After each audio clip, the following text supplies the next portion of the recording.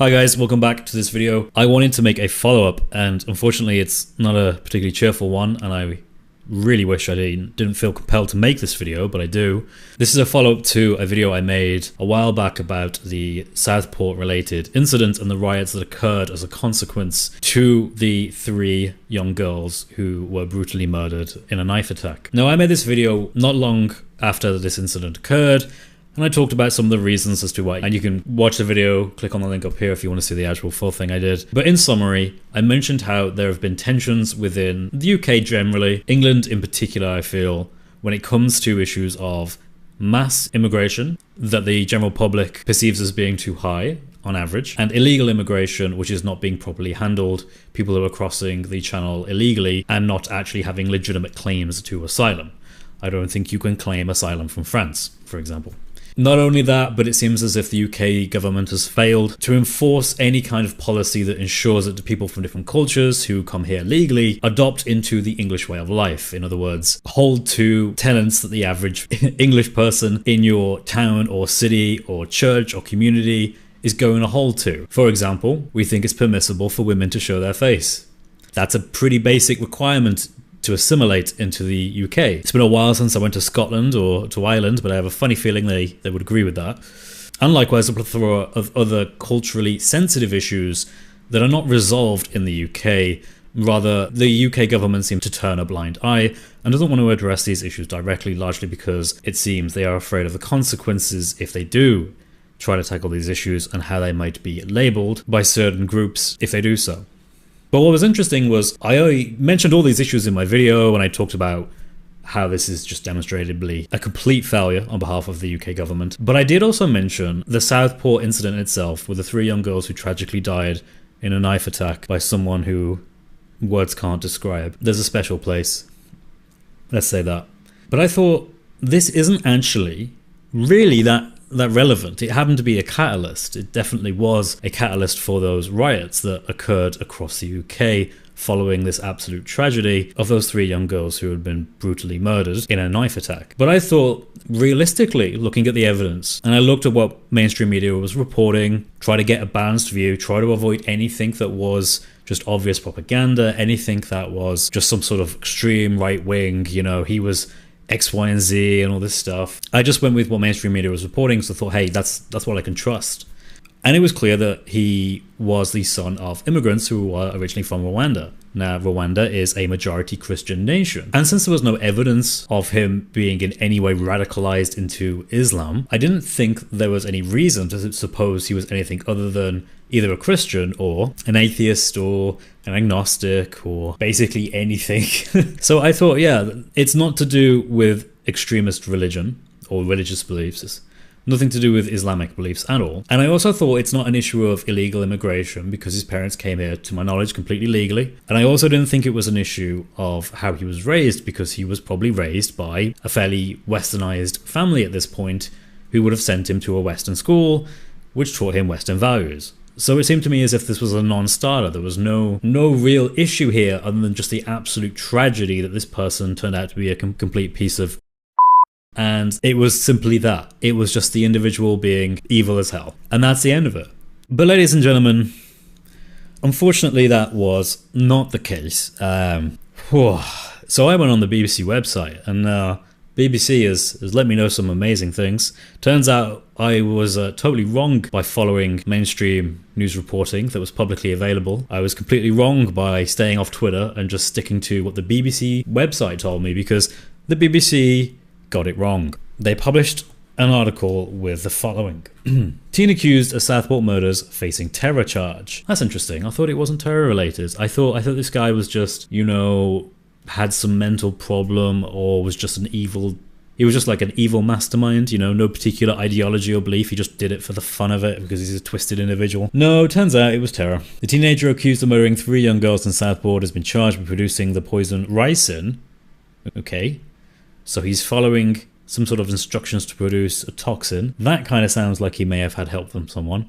Wish I knew that before. And possessing a military study of an Al-Qaeda training manual. An Al-Qaeda training manual. Al-Qaeda, the Islamic terrorist group. So before we even go any further, ladies and gentlemen, the idea that this was an isolated incident it's not true at all. This actually is part of the broader problem that we have in the UK, where we have a very divisive, very split, very ununified population of people with radically different beliefs that do not at all have foundational views in common. Most of the public probably don't think that martyrdom is a particularly appropriate thing to do in the name of your God, or in the name of Allah. But there are people, it seems, in this country who have a slightly more favourable view of that, or at least possibly do. And some of them, like the guy who was responsible for killing these 3 young girls, they seem to be prepared to act on it and just casually download a terrorist manual of Al-Qaeda, as you do. You know, you're bored one night, you're on the internet, just Google Al-Qaeda training manual. Why not?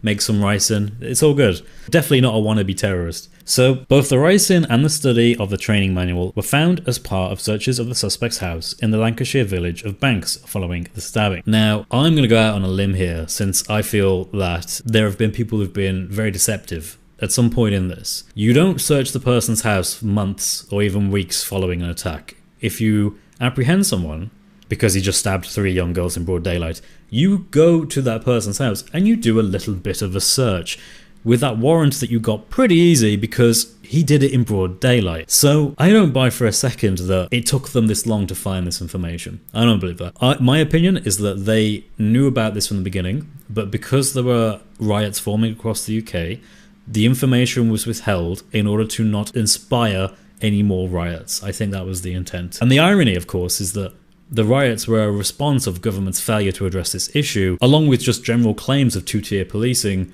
where it seems as if different cultures, or people who belong to different cultures, are treated differently than the average Joe Bloggs who lives down the road. What really bothers me about this, just to be honest with you, and I think why it inspired this initial reaction in me, is because you're being gaslit into thinking that even if you have this idea that maybe this is something to do with terrorism, maybe this is something to do with another faith that's not Christianity and it's not atheism, there's no militant atheists making ricin in their basements, you're somehow thought of as being prejudice and you're doing a bad thing. But in reality, you were being coerced into believing something different, a different narrative, in order to achieve political goals by the government. And I just don't think that's fair. I think that's a deeply immoral thing to do, to lie intentionally, assuming they didn't know about this, and that's my opinion. Maybe they didn't know, but I think they did. It doesn't take you that long to search someone's belongings. And it's just sad.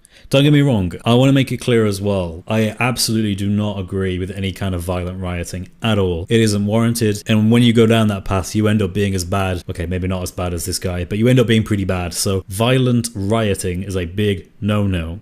But I also want to make it clear that that's often interpreted as if I'm just talking about one group. I'm not. I'm talking about both groups. In the UK rioting after the Southport event, where again, I remind everyone here, 3 young girls were tragically killed because of this man and his Al-Qaeda manual ricin in his home. There were people who were supportive of the English culture, is probably the best way of perhaps framing this, or the British culture, who were violent, who went out and attacked people, who damaged property. But there's another side of it, which I actually think is the far right side, and I think this is a better use of terms. The Muslim communities of predominantly young men who came out, not for English values, but for their own Islamic values, because they perceived this as an attack, and they met this with physical violence on the streets, and there's tons of footage you can watch online of this, probably also reported by the BBC. Thanks, BBC. You can clearly see that actually both sides are wrong here. And I also think it's important to understand the framing of this. Far right, in terms of political ideology, more closely follows the Islamic belief generally, and I mean that in a very broad sense, than it does to the average guy who's upset at immigration. The average guy who's upset at high levels of immigration, poor assimilation into the English culture, 2-tier policing, probably thinks it's okay for your wife to go out with her face exposed. Probably thinks that it's okay if you want to be gay in your own private life. Probably thinks that it's okay to have a drink of alcohol if you want to. Probably thinks you can eat a bacon sandwich if you feel the need. Probably thinks that you don't have to kill an animal in a particularly violent way in the name of your God before you eat it. Probably doesn't think very bad things about the average Jew. Probably doesn't think very bad things about a certain country beginning with the letter I. So those, to me, those views those are far-right views. Those are extremist views, and they're not commonly found in the UK, or at least most parts of the UK, not commonly found. But the more you have people from different nations that don't properly assimilate and adopt the English culture, you end up with these differing communities that are not going to get along. And you're going to have increased tensions. Now, the government could address this, and the first step to addressing any issue is to acknowledge that there is indeed an issue. Somehow I don't see that happening with this government, or the next, to be brutally honest with you. But you can hope. So keep this in mind when you see and hear people labeling just one side as the far right. If you really want to look at it objectively, it's actually people who are pretty left, like considering things, and then a very obvious far right. And this is, of course, the general Muslim perspective. This isn't even a radical Muslim perspective. This is just basic tenets of a religion called Islam. But anyway, ladies and gentlemen, I am wanting to make a video on this because it just upset me that, man, I believed it. Completely believed that, hook, line and sinker, that he had nothing to do with Islam. But it now looks like the evidence is showing that he did. Anyway, God bless you all. Have a great day, and I'll see you in the next one. Take care.